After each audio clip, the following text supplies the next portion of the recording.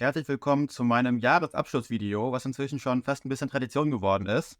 In diesem Video möchte ich mit euch zurückblicken auf meine Michael Jackson-Sammlung im Jahr 2023. Wie immer wird es da verschiedene Kategorien geben, in denen ich euch Dinge zeige. Das ist immer eine nette Gelegenheit, das Jahr nochmal Revue passieren zu lassen und einfach nochmal zurückzublicken, was man eigentlich dieses Jahr alles so bekommen hat für coole Sachen. Und damit fangen wir direkt nach dem Intro an.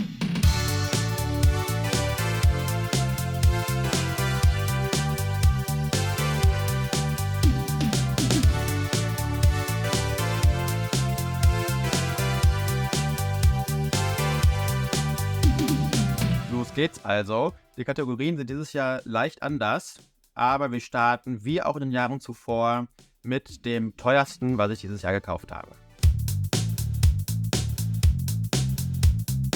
Das teuerste, was ich dieses Jahr gekauft habe, wenn man alles, Versandkosten, Zollgebühren etc. mit dazu rechnet, ist was ihr sogar schon gesehen habt bei mir. Nämlich diese This Is It 3D Blu-ray, die ich in dem Video gezeigt habe, wo ich dieses Experiment gemacht habe, ob es irgendwie sinnvoll ist und funktioniert, jemanden dafür zu bezahlen, einem Sachen aus einem weit entfernten Land zu schicken. Und in diesem Kontext hatte ich hier diese 3D Blu-ray von This Is It ausgesucht, die ich mir da habe schicken lassen. Und tatsächlich mit Versandkosten und Servicegebühren von dem Menschen, der mir das geschickt hat, Zollgebühren etc., waren das tatsächlich 80 €, die ich für diese Blu-ray bezahlt habe. In dem Video selbst hatte ich den Preis, glaube ich, nicht erwähnt, weil das ein bisschen unangenehm war, dafür so viel Geld auszugeben.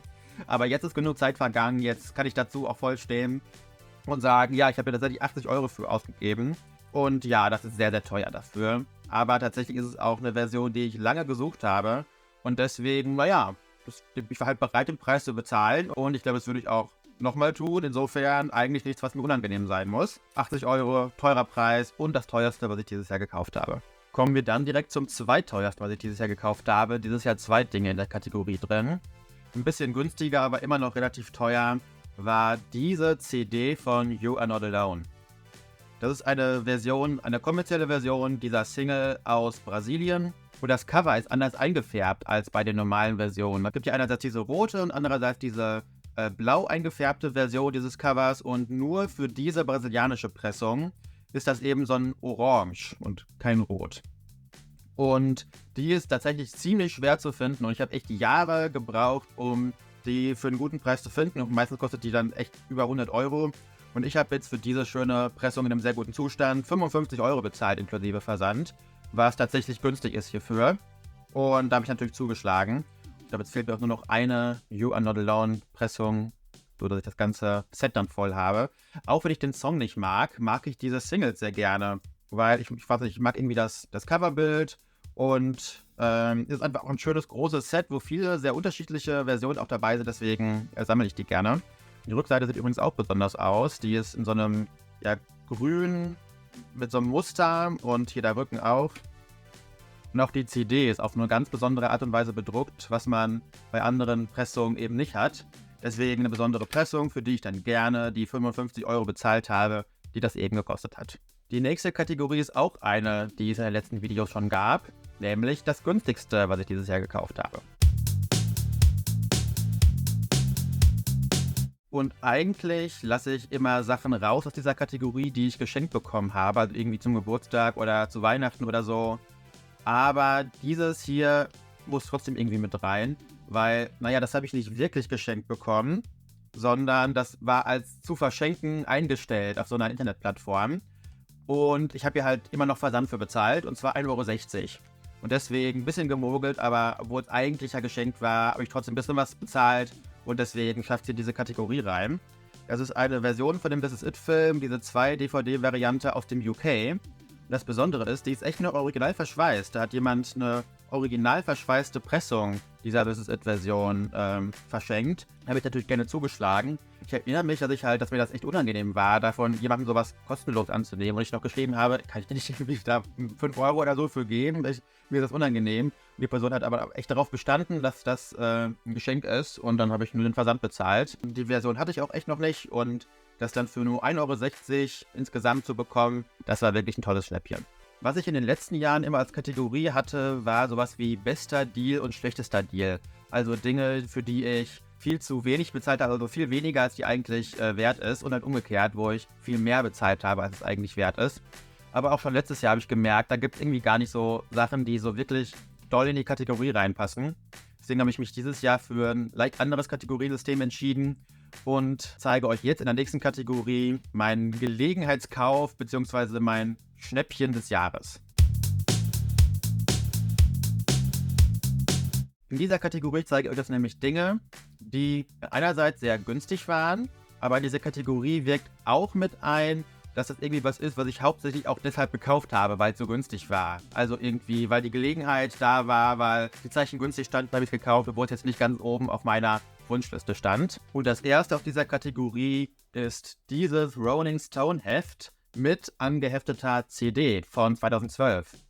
Das hatte ich jetzt nicht vor, unbedingt zu kaufen, aber ich habe es dann halt bekommen für 11,50 € und das konnte ich mir dann nicht entgehen lassen. Das ist also noch das originale Rolling Stone Heft, was in einem hervorragenden Zustand ist, wo auch natürlich was zu Michael auch drin steht. Und da ist aber auch noch diese CD direkt dran angeheftet, die dann auch mit Original verspeist ist. Thriller Recovered heißt die. Und das ist eine CD, wo für jeden Song vom Thriller-Album eine Coverversion von einem jeweils anderen Künstler oder Künstlerin mit drauf ist. Ich habe das tatsächlich noch nicht gehört, weil das, ja gut, ist ja auch verschweißt hier. Dementsprechend hatte ich irgendwie auch gar nicht die Gelegenheit dazu, es sei denn, ich hätte das ausgepackt. Aber ich finde das irgendwie ein ganz nices Konzept, dass tatsächlich auch wirklich jeder Song hier drauf vertreten ist und nicht wie sonst immer irgendwie nur die bekannten Songs, Billie Jean, Beat It und Thriller oder so. Die Tracklist habe ich jetzt hier gerade eingeblendet. Schreibt mal in die Kommentare, ob ich das öfter machen soll, weil immer wenn ich was zeige, also manchmal lese ich die Tracklist vor, manchmal seht ihr aber nur diesen Banner, was ich immer unten einblende, wie viele Tracks das sind. Schreibt doch mal in die Kommentare, ob ihr das öfter sehen möchtet, dass diese Tracklist eingeblendet ist. Das habe ich vorher nie gemacht, aber mich interessiert, ob ich das vielleicht öfter machen soll. Diese CD findet man jedenfalls bei Discogs zu einem sehr günstigen Preis. Da steht aber entweder explizit bei, dass das Magazin nicht dabei ist, oder es steht nicht explizit dabei, aber man kann anhand des günstigen Preises von dann irgendwie 3 € davon ausgehen, dass das Magazin nicht dabei ist. Insofern ist es tatsächlich relativ schwierig, dieses Rolling Stone Magazin mit der CD in so gutem Zustand zu finden. Und 11,50 € war einfach ein Angebot, was ich mir echt nicht entgehen lassen konnte. Deswegen habe ich das gekauft. Die nächste Sache, die auf jeden Fall in diese Kategorie reingehört, ist dieses Konzertticket von der History Tour in Amsterdam. Und es sind sogar 2 Konzerttickets dieses Konzerts, die ich dann zusammen bekommen habe. Und ich habe für diese beiden Karten zusammen echt nur 11 € bezahlt, inklusive Versand. Und wenn man betrachtet, dass History-Tour-Konzerte oder generell Konzerttickets von Michael echt oft sehr, sehr teuer sind, ist das wirklich ein wahnsinniges Schnäppchen gewesen. Und obwohl Tickets jetzt nicht so mein Nummer 1 Sammlerfeld ist und ich eigentlich auch relativ viele Tickets sogar schon habe, dafür, dass es eben nicht so mein Top-Sammlerfeld ist, ja, deswegen habe ich mich jetzt gar nicht gezielt nach Tickets umgeschaut. Aber für diesen günstigen Preis musste ich zuschlagen. Und der Zustand der Tickets ist auch wirklich gut. Also da habe ich großes Glück gehabt. Und das letzte auf dieser Kategorie ist dieses Parfüm von Michael aus der Dangerous-Ära. Das Eau de Toilette für Männer.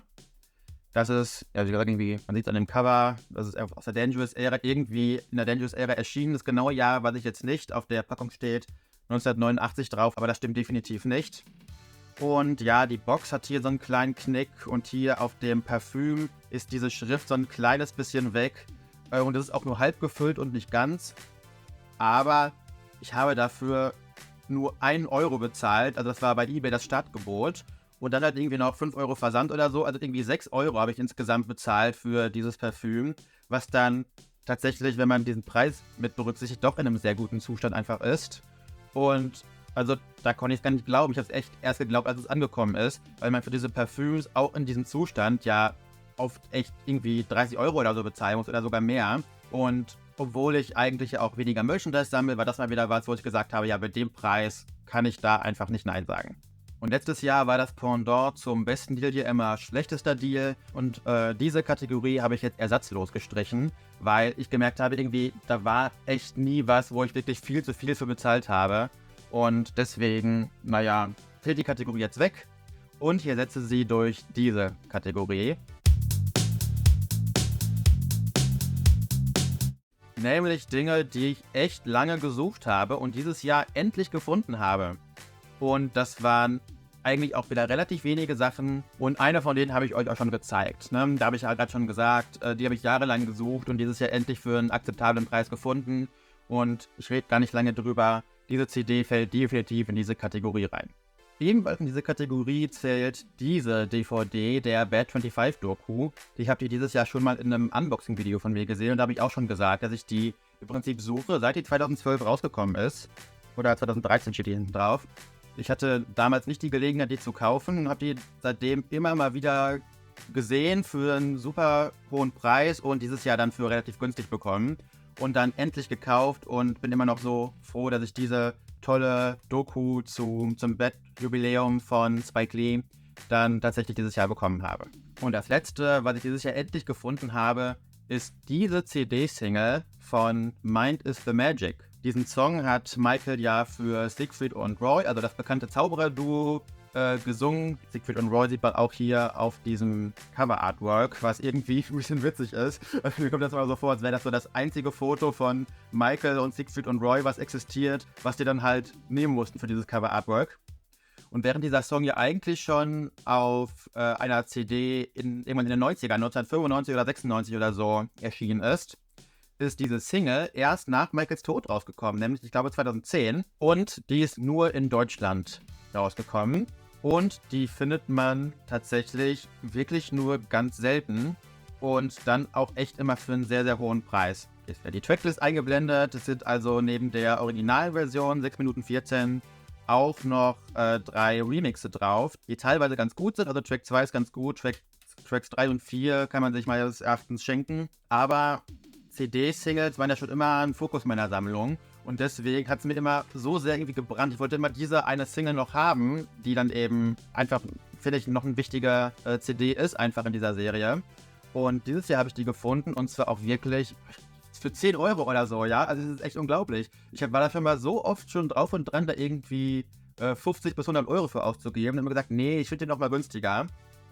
Und das ist irgendwie die Erfahrung, die ich auch immer wieder mache. Wenn man einfach nur lang genug wartet, dann findet man Sachen nicht nur zu einem Preis, wo man sagt, ja, das ist jetzt endlich akzeptabel, sondern halt auch echt zu einem Preis, wo einem das fast unangenehm ist, nur so wenig dafür zu bezahlen, weil man ja weiß, dass es sonst so viel teurer ist. Also, mein Appell an euch, bleibt immer geduldig, dann findet ihr auch mal echt sowas für einen geringen Preis, was ihr seit Jahren gesucht habt. Diese Kategorie war jetzt auch so ein bisschen ein Ersatz für eine Kategorie, die ebenfalls gestrichen wurde dieses Jahr, nämlich die Sammlerstücke, über die ich mich am meisten gefreut habe, weil das trifft ja irgendwie auch zu Sachen, auf die man lange gewartet hat, über die freut man sich in der Regel auch am meisten. Deswegen kommt jetzt als letzte Kategorie wieder eine neue Kategorie, nämlich meine Neuentdeckung des Jahres. Was meine ich mit Neuentdeckung? Ja, damit meine ich etwas, was ich dieses Jahr überhaupt erst kennengelernt habe, was ich gar nicht wusste, dass es das gibt und was ich vielleicht auch durch Zufall gefunden und dann gekauft habe. Das kommt ja eigentlich, sollte man meinen, relativ selten vor, weil ja alles so gut dokumentiert ist. Auf Discogs sind so viele Versionen immer der einzelnen Releases gelistet und dann gibt es auch diese Kollektorbücher und eigentlich müsste man meinen, wenn man sich viel mit Michael Jackson Sammlerstücken beschäftigt, kennt man irgendwie alles oder ist es auf jeden Fall nichts, wo man nicht vorher die Information hätte bekommen können, dass es das gibt. Und aber doch merke ich jedes Jahr wieder, dass es da Sachen gibt, die ich einfach vorher nicht kannte, wo ich auch das Gefühl habe, die kennt auch außer mir irgendwie gefühlt keiner. Und zwei dieser Sachen zeige ich euch jetzt mal. Das erste ist jetzt nicht so aufregend.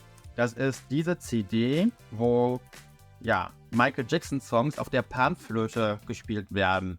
Da habe ich jetzt irgendwie ein paar Euro für bezahlt. Das habe ich irgendwie bei eBay ganz günstig geschossen und dann gedacht, ja komm, kaufe ich mal. Das ist tatsächlich aber eine sehr, sehr schöne CD. Also das sind echt schöne Versionen von 18 verschiedenen Michael-Songs. Ihr seht es wieder eingeblendet. Und tatsächlich ist das, glaube ich, also das ist definitiv natürlich nicht offiziell. Und ich glaube tatsächlich, dass das halt eine CD ist, die dieser Panflötenspieler oder diese Spielerin, die das hier aufgenommen haben, genau, Instrumental performed by Luis Garcia, dass die Person die CDs halt einfach entweder zu Hause selbst gedruckt hat oder halt bei so einer kleinen Firma in Auftrag gegeben hat. Also das hier läuft ja nicht über ein Plattenlabel oder so. Und entsprechend ist das halt auch was vermutlich nur in der sehr geringen Auflage unterwegs ist, was dazu geführt hat, dass ich das vorher noch nie irgendwo gesehen hatte. Das habe ich auch nicht auf Discogs etc. gefunden und dann einfach mal gekauft. Und manchmal kaufe ich auch einfach gerne, vor allem wenn es günstig ist, so kleinere Sachen, die man noch nicht kennt, wo man dann einfach mal was Neues entdecken kann. Und tatsächlich, diese CD ist echt eine Empfehlung, ja. Also wenn ihr das mal irgendwo seht, dann kauft das, weil das echt eine sehr schöne Version von einer echt großen und auch breit aufgestellten Auswahl von Michael-Songs ist. Und das letzte, was ich dieses Jahr neu entdeckt habe, ist was Offizielles. Und zwar diese Version von der Special Edition vom Off the Wall Album. Und hier kann man sehen an diesem Sony Music Logo, dass es eine Version ist, die ab 2009 erschienen ist, also vermutlich nach Michaels Tod, eine Nachpressung. Erstmal nichts Besonderes. Naja, jedenfalls ist das Besondere daran, dass dieser Barcode hier, dass das ein Aufkleber ist. Also diese CD ist original verschweißt und dieser Barcode klebt hier drauf auf dieser Folie. Und darunter, das was tatsächlich auf dem CD-Cover aufgedruckt ist, da ist kein Barcode, ja, das ist komplett weiß. Und auch dieses Weiß hier, das ist kein Aufkleber. Also tatsächlich ist es nicht so, dass der Barcode, der tatsächlich überklebt wurde, mit dem Weiß und dann ein neuer drüber geklebt wurde. Nein, hier ist tatsächlich kein Barcode auf dieser CD drauf. Und wenn kein Barcode drauf ist, dann denkt man ja erstmal an einen Promo-Artikel, aber sowas kommt eigentlich nicht als Promo-Artikel raus, sondern Special Edition Album, das sind dann irgendwie eher Promo-Singles oder so, wo man dann auch noch Not for Sale oder so irgendwie draufstehen hat. Und ansonsten ist, wenn tatsächlich auf einem Album kein Barcode drauf ist, das meistens halt auf irgendeiner Box oder so. Also wenn man in einem Boxset mehrere CD-Alben drin hat, dann ist halt in der Regel kein Barcode mehr auf den einzelnen CDs drauf. Aber dann ist halt auch kein weißes Feld, wo eigentlich ein Barcode sein müsste drauf, sondern dann ist halt das Cover komplett ohne Barcode. Und ich verstehe halt echt überhaupt nicht, wie diese Pressung hier zustande kommt. Und das finde ich super aufregend. Ich liebe das, wenn ich Sachen finde, die tatsächlich so irgendwie entweder gar nicht existieren dürften oder wo man einfach nicht weiß, warum die existieren, in welchem Kontext die irgendwie gepresst und veröffentlicht wurden. Das finde ich super aufregend. Und ja, ich kann euch dementsprechend nicht mehr dazu sagen. Ich weiß nur, dass ich da irgendwie wenig Geld für bezahlt habe und dann zu Hause festgestellt habe, warte mal, irgendwas ist hier komisch. Aber wie genau diese Besonderheit hier zustande kommt, wie gesagt, kann ich euch nicht sagen. In den vergangenen Jahren habe ich immer noch so eine Art Wunschliste fürs nächste Jahr vorgestellt. Da hatte ich aber immer viel zu hohe Ziele gegriffen und irgendwie habe ich nie was davon wirklich auch bekommen. Und deswegen lasse ich das erstmal sein. Wenn tatsächlich jetzt ich in den nächsten Jahren was bekomme, was ich in den vorherigen Jahren auf meine Wunschliste gestellt habe, dann werde ich es im nächsten Jahr im Jahresabschlussvideo präsentieren.